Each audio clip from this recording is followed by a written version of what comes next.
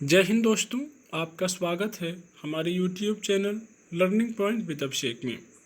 अगर आप चैनल पर नए हैं तो चैनल को सब्सक्राइब कर लीजिए और बेल आइकन प्रेस कीजिए ताकि आपको डेली डिक्टेशन मिल सके। 100 शब्द प्रति मिनट डिक्टेशन स्टार्ट।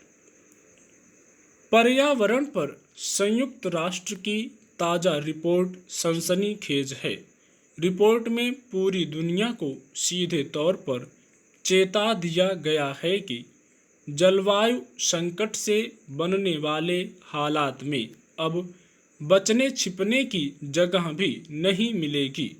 संयुक्त राष्ट्र ने एक तरह से खतरे का सायरन बजा दिया है, यानी अब दुनिया के सामने फौरन बचाव के अलावा कोई चारा दिखता नहीं है।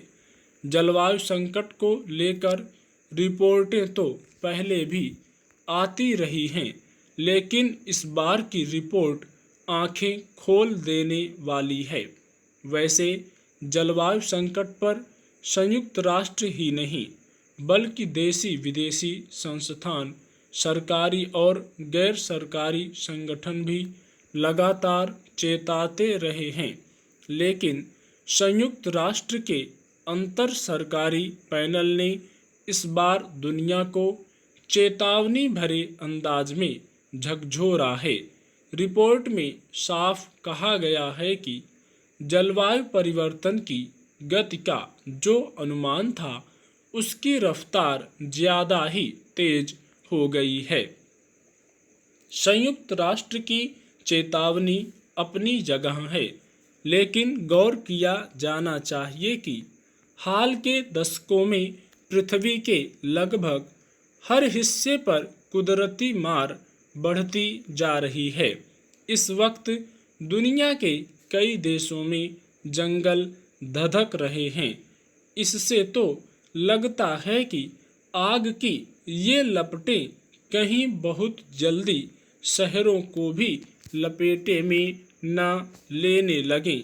अमेरिका, कनाडा हो या फिर दक्षिण अमेरिकी महाद्वीप के देश या फिर तुर्की जैसे देश, जंगलों की आग ने इंसान के सामने गंभीर खतरा खड़ा कर दिया है। भारत भी इससे अछूता नहीं है। इसी तरह हाल में यूरोपीय देशों में आई बाढ़ ने ज़्यादातर देशों का हुलिया ही बदल डाला। कहा तो यह जा रहा है कि पिछले 1000 साल में यूरोप में ऐसी भयंकर बाढ़ नहीं आई। दुनिया के कई हिस्से बाढ़ और जंगलों की आग से बचे हैं, तो वहाँ सूखे ने कहर बरपा रखा है। और पिछले कुछ साल में तो उन देशों में भी लू ने लोगों को झुलसा डाला जहाँ लोग गर्मी के मौसम की कल्पना भी नहीं करते थे। फिर वातावरण का तापमान बढ़ने से ध्रुवीय प्रदेशों तक की बर्फ पिघल रही है और समंदरों का जलस्तर उठता जा रहा है। जाहिर है तटीय शहरों और टापुओं को आने वाले वक्त में डूबने से बचा पाना मुश्किल हो जाएगा। आमतौर पर हम कहते आए हैं कि अपनी धरती, पानी और हवा के साथ इंसान जिस तरह की क्रूरता करता जा रहा है उससे प्रकृति भी खफा हो चली है। और यह सब कुछ एक ही दिन में नहीं हुआ। इसका सबूत यह है कि दुनिया के सारे विकसित और विकासशील देश लंबे समय से इस बात को लेकर चिंतित हैं कि जलवायु संकट से निपटा कैसे जाए। पर्यावरण और धरती को बचाने के लिए दशकों से दुनिया में छोटे बड़े सम्मेलन होते रहे हैं, समझौते और संधियां भी होती रही हैं, पर ये समझौते अब तक कारगर नहीं दिखे। विद्वान लोग इसका एक बड़ा कारण यह मानते हैं कि पर्यावरण बचाने के लिए जिन देशों को सबसे ज़्यादा गंभीरता दिखानी थी, उन्होंने ही सबसे ज़्यादा कोताही बरती। इसका सबसे बड़ा उदाहरण अमेरिका ही है, जो अपने स्वार्थों के चलते पेरिस समझौते से अलग हो गया था। सवाल तो यह भी है कि ऐसे कितने देश हैं जिन्होंने कार्बन उत्सर्जन घटाने में संजीदगी दिखाई। बहरहाल, अब अगर धरती को बचाने का काम सबके सर पर आ गया है, तो बेहतर यही होगा कि समर्थ संपन्न देश सबसे पहले सक्रिय हों और कुछ ऐसा ठोस करके दिखाएं जिससे दूसरे देशों को भी वैसा ही करने की प्रेरणा मिल सके। कश्मीर घाटी में दहशतगर्दों की हताशा लगातार बढ़ रही है। कुलगाम के एक सरपंच और उनकी पत्नी की हत्या उनकी हताशा का एक और उदाहरण है। पिछले कुछ समय में वे कश्मीर पुलिस में भर्ती हुए कई युवाओं की हत्या कर चुके हैं। कुछ दिनों पहले पुलिस में विशेष अधिकारी के रूप में काम कर रहे एक व्यक्ति और उसकी पत्नी को भी इसी तरह उसके घर में घुसकर मार डाला था। ताज़ा घटना में मारे गए सरपंच का संबंध भारतीय जनता पार्टी से था। अंदाजा तो लगाया जा सकता है कि उनसे दहशतगर्दों की क्या खुन्नस रही होगी।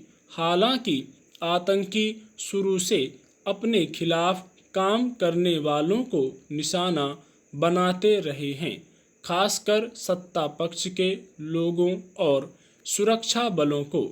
इस तरह वे सरकार को चुनौती पेश करते रहे हैं, मगर अब ज़्यादातर हमले वे हताशा में कर रहे हैं।